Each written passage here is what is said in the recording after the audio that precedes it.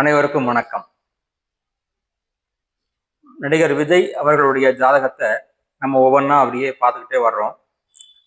அதில் இப்போ ஒரு ஜாதகத்தில் அரசியல் வர்றதுக்கு ஒரு அமைப்பு வேணும்.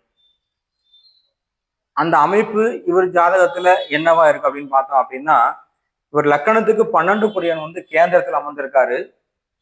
இந்த கேந்திரத்தில் பார்த்தோம் அப்படின்னா 10ல் சூரியன் திக்பலமா இருக்காரு. அதே போல பார்த்தீங்க அப்படின்னா அந்த 10ஆம் அதிபதியும் பார்த்தீங்கன்னா கேந்திராதிபதி பார்த்தீங்கன்னா அவரும் ஆட்சி பெற்றிருக்கிறாரு.